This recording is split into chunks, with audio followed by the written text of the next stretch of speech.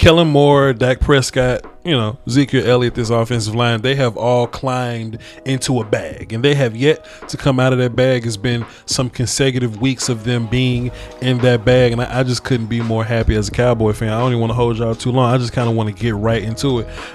There were a lot of elements that were responsible for us winning this game versus the Giants on offense in particular, and we're going to break that down a little bit today, but boy, this play was super impressive. It was the one that made the rounds on the social media machines, the one that everybody was talking about. It was a handful of people on the internet. It's some football professors that were like, oh, we see that play every week here in Northwestern Nebraska University. Yeah, whatever, fam. I ain't never seen this before, or at least I've never seen the setup of it. So there's a couple things at play here.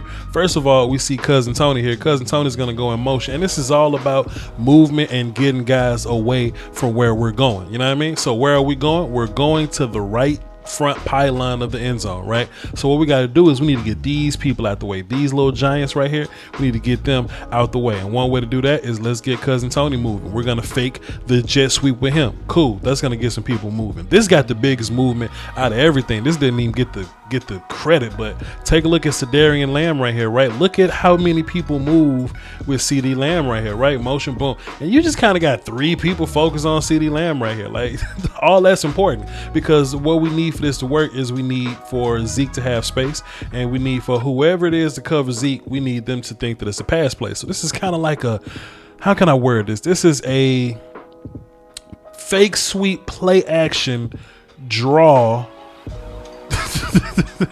pass. You know what I mean? It's a lot of things going on.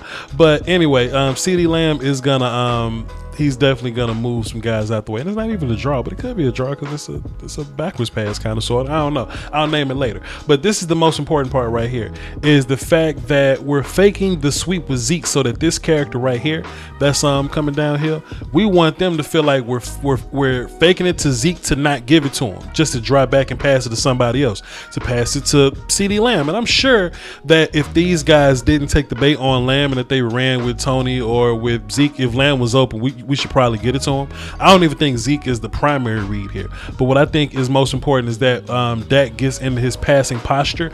This cat that would be covering Zeke, he's going to pursue Dak now. Then that just opens Zeke up to be wide open to to strut and high step into the end zone. It was fun. Here's another sighting of Yak Lamb. We got CeeDee down bottom here. And I've been saying the past few weeks, and I think I'm going to say it every single week I see it. CeeDee Lamb has been impressing us only as a receiver, but he was impressive in Oklahoma because he was Yak guy, what he was able to do when he gets the ball in his hands. But, you got to acclimate to the NFL speed, to the NFL strength and body and things like that. So now what we're seeing from Lamb these first few weeks, we're seeing a lot more things that we saw from Lamb in Oklahoma. They'll just get the ball to him quick, and Kellen Moore is smart enough to do things like this. Dak also. Let's just get the ball to Lamb quick and just let him run over people. Let him just run around people. Let him just be shifty. I think that's a big element to this offense. They don't have a lot of long explosive plays. It's more short stuff and getting yak yardage. How does that change your perspective as a defensive back? Well, like you said, they don't have a lot of explosive plays, so they're kind of like dinking and dunking and getting yards after the catch. CeeDee Lamb, Amari Cooper are great guys to get the ball to, because they're elusive in the open field, and also they've been running the ball pretty well with Tony Pollard. I tell you what, man, it's funny. These teams thinking that we're a dink and dunk offense, they're thinking that we're only running the football and that everybody else just kind of getting shut down, or everybody just being worked out of the game script. Sir, we just whooping y'all with the people that we need to whoop y'all with. If we only want to do short things with Lamb and Coop, that's just, we're doing what we want to do. But if we got to get busy, if we got to go deep with CeeDee Lamb and Amari Cooper, if we really got to get those outside dudes involved, and teams don't really want that. Teams want us to get the ball to Schultz. They want us to run the football. They don't want that neither, but they would rather have that than to get beat with Lamb and Cooper. It's just that when they realize that we can beat you in all ways, that, picking your poison, you still got to die at the end. You know what I mean? So what's so impressive? Let's just kind of get this going. We got CeeDee Lamb right here with the hesitation with the outside move, boom, boom, boom. And then we're going to see CeeDee Lamb get to a second speed right here, a little bit of hand fighting. Let's go back. Just a little bit of hand fighting for the leverage. That's perfectly normal. Boom, 100%, Mr. Wolf. What I thought was funny about this was we kind of just see this safety just kind of over here chilling. But this ain't like a too high look. So this safety is going to end up in the middle of the field. So if I'm Dak Prescott and I know this and you the safety and, you know, you're not going to get to, like, first of all, you're not Ed Reed and you're not prime Earl Thomas or anything, sir. So I got to get the ball to CD's outside shoulder. You're not going to get there fast as the ball is. So we knew that once CD beat Bradbury off the rip, that it pretty much wasn't going to be nothing else that you know, they could do about it. Also here I got written down in my notes. Let's just watch CeeDee Lamb beat Bradbury one more time before I come back and talk about what's in my notes. All right, cool. The offensive line was very important to this operation as well. The offensive line and Cousin Tony. Let's talk about the O-line first. They did a weird, I'll just show y'all. They did a weird little gap exchange on the inside, and I'm glad we was able to take care of it. Like, we picked this up beautifully. We see two fat kids slanting to the right. We see another fat kid kind of trying to occupy both A gaps at the same time, but that's never a smart thing to do. You need to have gap integrity when you're running these games up front, because if you don't, then you're just gonna get a big bunch of people running to another big bunch of people, and 9 times out of 10 y'all get blocked for that. And then we got Cousin Tony stepping up, boom, boom, boom, blocking one of the big children. Cousin Tony helping out Connor Williams here with his block. Connor Williams didn't get called for holding. That's a blessing.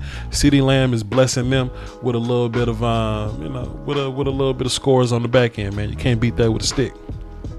Now, in that last play, Brother Bradbury had a little too much dip on the ship, but hey, man, it is what it is.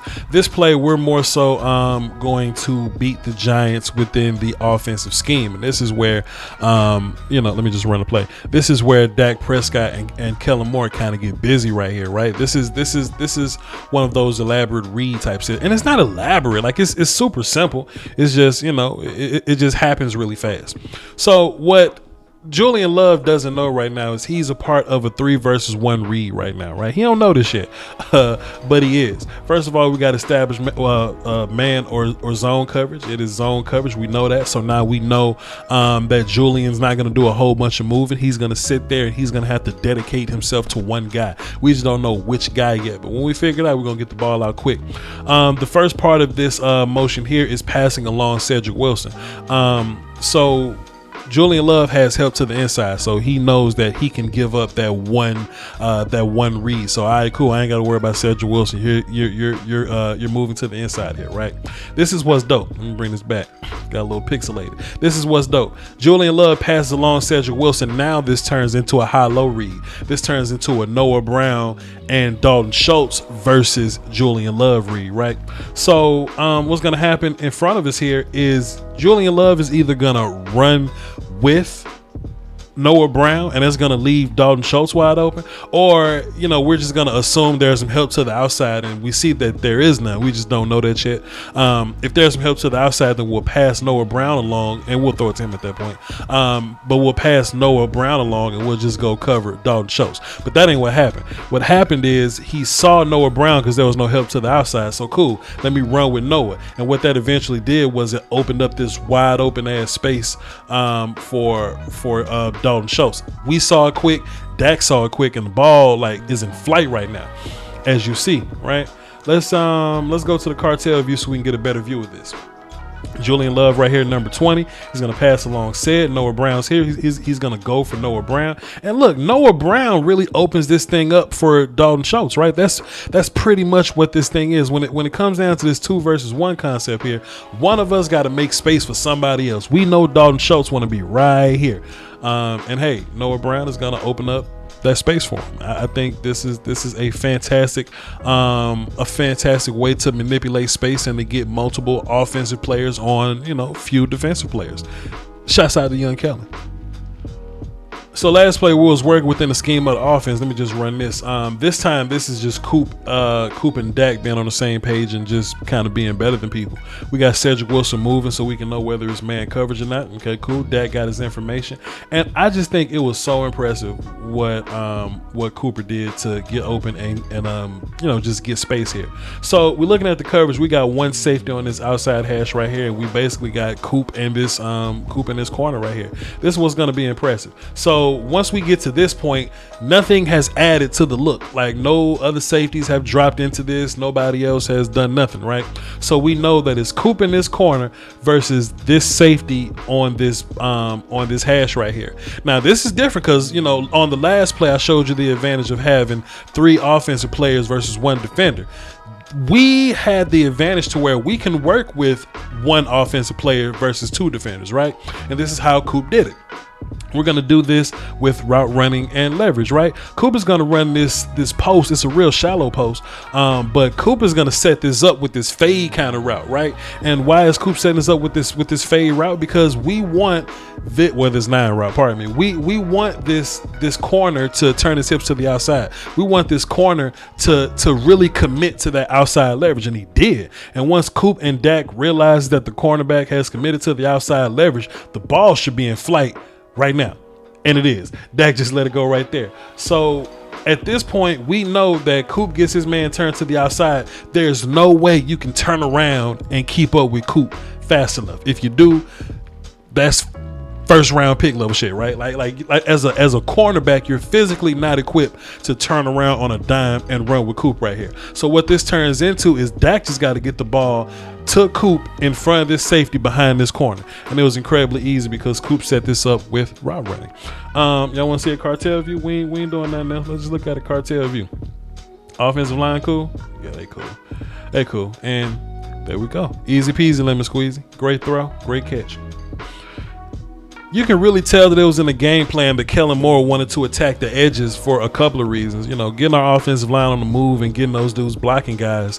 We're a athletic offensive line to begin with, so that's one advantage that we have. But I'm assuming going into this game plan, Kellen Moore felt like that their linebackers weren't athletic enough to keep up with Zeke and Cousin Tony moving to the outside. So what we got a lot of is we got a lot of O-line pulling. We got a lot of edge setting. Take a look at Coop right here, bro. Take a look at Coop setting the edge right here, bro. Take a look at Amari Cooper blocking 23 right here, setting the edge for you, bro. And then you just get your offensive line on the move, and they're not athletic enough to keep up with Cousin Tony. I'm going to show you another example.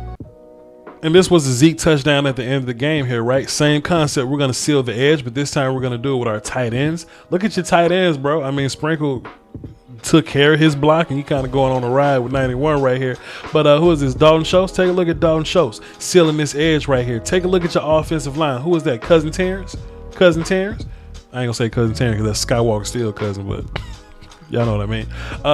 Terrence on the move, Tyler Biadasz on the move, getting your offensive line to the edges and letting your running backs be more athletic than their linebackers, bro. That was a common theme that we saw in the game. I only showed you 2 plays, but if you go back and watch the film, you'll see it like hundreds of times. 100 is probably exaggerating, but you probably saw 15 or so plays where we're running, we're trying to get to the outside, and we're just pulling to get there. Now we saw it in different ways. We saw it via sweeps, we saw tosses, we saw it with different jet sweep handoffs. We saw it with screens, getting guys busy on the outside. We saw it with speed option plays. It was a lot of ways that we did it, but the key was to get to the outside because they're not faster than us, and to get your O-line moving. And that's how we got busy, bro. And we got busy, ladies and gentlemen. Hey, man, enjoy what your offense is doing, man. Your offense is something special. And, man, look, man, to be fair, bro, I don't even want to be arrogant when I say this, but let me just cue up my war call when I say this, because I'm watching my offense, and I'm watching that nonsense that the Chiefs running out, you know what I'm saying? And it just ain't close. It just ain't close. I'm looking at my guys, and I start watching Green Bay or something, and Green Bay just wasn't really, You know, even we saw the Rams. They, you know, when they can't get when they can't run the ball, like their offense kind of does a little thing or whatever. You know, so I'm just waiting to run into these guys again, man. I can't wait to run into the Bucks again if we got to see them in the playoffs or something like that. I can't wait to run into the Cardinals this year, man. Like the Saints trash, bro. Like I just can't wait to run into these teams, man. Because I simply just think highly of my team, you know, but. It is what it is, bro. I ain't gonna keep holding y'all too long, man. I just want y'all to be as excited about this team as I am, you know. This was the offensive film session of the week. Y'all know we got some defense going. Coming soon, tomorrow or the next day, I'm gonna be highlighting our rookies because our rookies went crazy. Osa, Chauncey, Micah. Those dudes are really what's his face? Jabril got some, you know what I mean? So stay tuned. Stay tuned. This was the offensive film for the week. The defensive film will come soon. Follow me on Twitter, VOCHLOMBARDI. Make sure you subscribe. Pardon me. Subscribe and hit the notification bell so you know when I go live. All right. Y'all hold down for the Doski Woski Peace Whiskey. Till next time. Cowboy all week. Peace.